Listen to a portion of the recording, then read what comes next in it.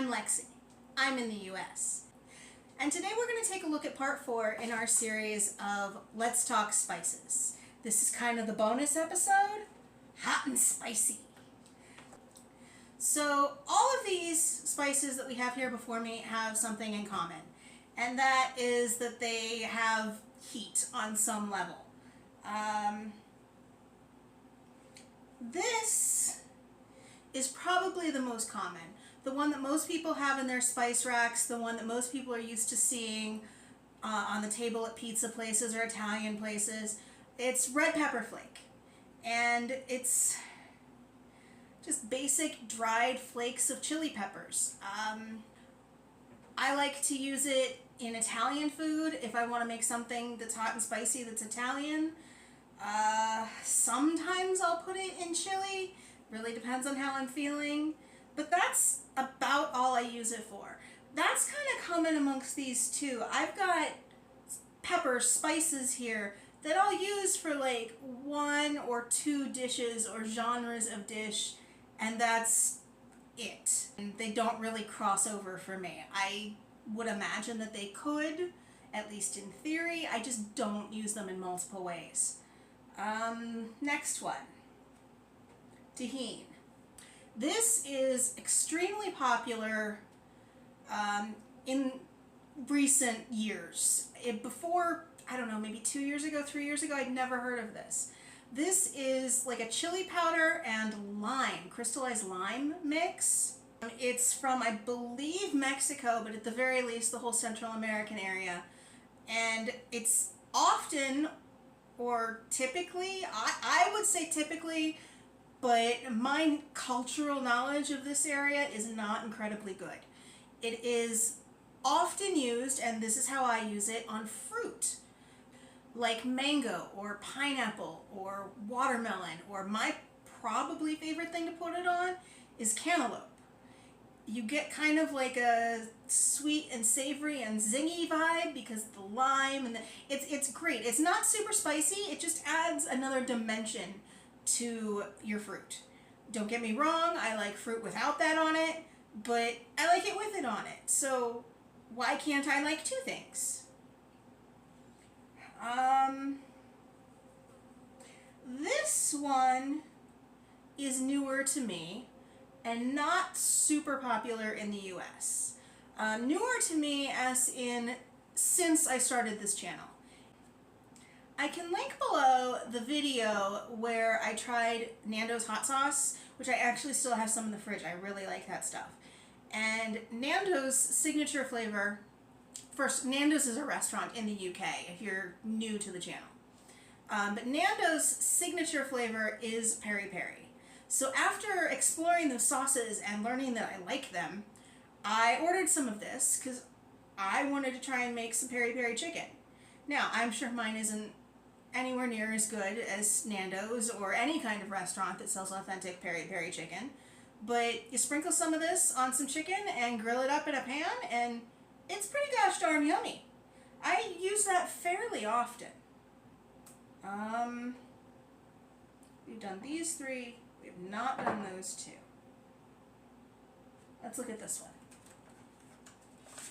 Now this, you may have seen me use in our grill prep video. If you haven't watched that video, go give it some love. I had some camera problems, but there's some really good recipes on there. This is Aleppo pepper. And you know, I'm going to look up where this is from because I'm not positive I'm right.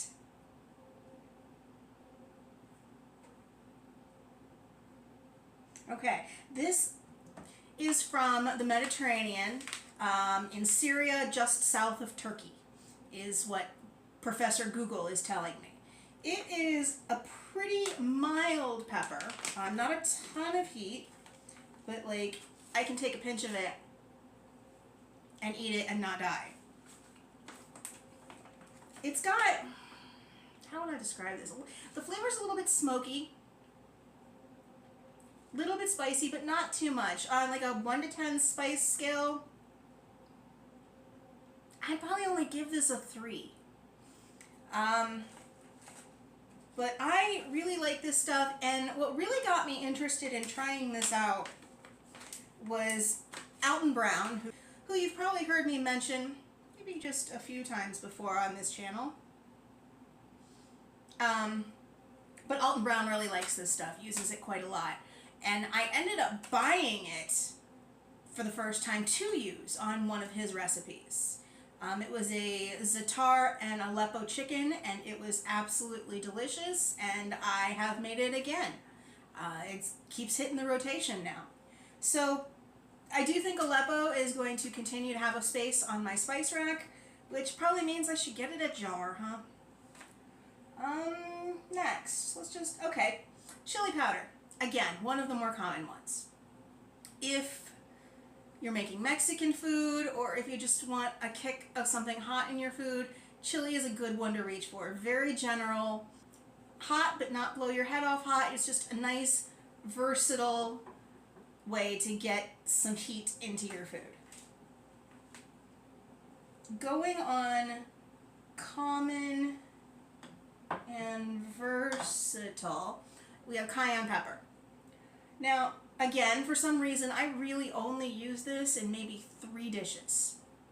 But it could go in so much more than that. I think I only use it in those because I do have all these more specialized options. But most people have at least heard of cayenne pepper. And it can be used pretty versatilely across foods when you want some heat.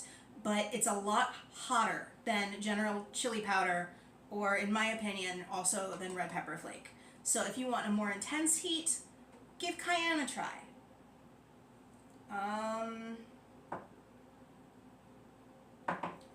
we have chili seasoning. Now this one is a bit of a cheat. If I want to make chili, or if I want to make chili flavored stuffed peppers, or if I want to make chili flavored grilled chicken, yeah, I'm cheating. I bought a pre-mixed container of chili seasoning. That kind where you add like half a cup of water and a couple tablespoons of this to your meat and your beans, and you've got some chili. But you can use it for more than just that. So I do find it handy to keep this around the house. Could I make this myself using chili powder and cumin and garlic and onion powder? Absolutely. Do I want to? Some days not. So this I keep around. We're getting down, aren't we? This one, there was a day that I messed up and thought this one was my chili seasoning. This is Thai chili powder. I bought this because I thought it was going to be like the sweet Thai chili sauce that I really, really like. It's not. At the store I bought it from, it was just labeled Thai chili powder. I am pretty sure it is dried ground up bird's eye chili. And that stuff packs a serious punch. I've probably only used it twice, and the one time was when I thought it was chili seasoning and not Thai chili powder. I would lean towards using it with an Asian food, but rarely do I personally want that much spice in my food. I'm gonna call that like an 8.5 or a 9, with a 7 being my happy place. Now this is another one I bought for a specific recipe, and I think it was another roasted chicken dish, but Szechuan pepper.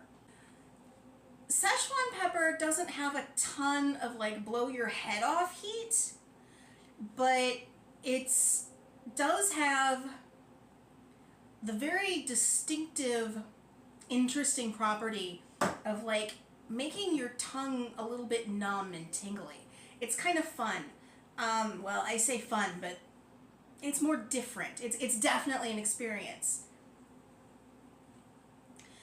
Szechuan pepper is native to a particular region in China, and Chinese food, there's this whole like subset of Szechuan cuisine, and I'm pretty sure it must have been a Szechuan dish that I was attempting to make when I bought this. That means I should probably explore some more Szechuan style cooking, doesn't it? Asian is probably one of my favorite foods, and I realize that Asian food is a giant umbrella to lump things under, but it is also the style or styles of food I am least comfortable cooking. And I'd like to change that since I enjoy the food so much. Last one here is Ras Al Hanout. I do not remember why I bought this, and that's another one I'm going to have to look up where it's from.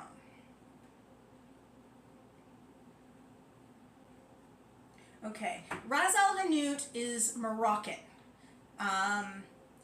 And frankly, I'm pretty sure I bought it because I mixed up this and za'atar. What I wanted was za'atar, and my brain decided to not be helpful that day. Because this is another one that is far spicier than I really am comfortable with. Well, I say far, but the line between 7 and 8 for me, I'm pretty happy at a 7. I'm pretty happy at a 7.5. An 8? No, thank you. Just we're not going there. I've probably only used this once, and frankly, it was probably on grilled chicken right after I bought it to see what it tasted like. That's kind of the default. Chicken is a good blank slate to discover what a spice or seasoning tastes like. So I tried it. I realized it was not what I intended to buy, and it was spicier than I was comfortable with. But I have it now, so I should probably learn how to use it. Let me know down below your favorite way to use any of these seasonings, and maybe I'll look into that and do some videos exploring ways to stretch myself. But that is all 10 of the hot and spicies that I had set out for today. That's really all 10 of the hot and spicies I have on my shelf. Now, I do have a few things in the fridge, like Thai chili sauce or harissa paste or just different hot sauces. But this is about herbs and spices, not about condiments. Maybe we should do a condiment series, but that's another series. And that's all I have for today. So if you could give the video a thumbs up and subscribe if you haven't already, I'd really appreciate it. And as always, I'll see you next time. Bye!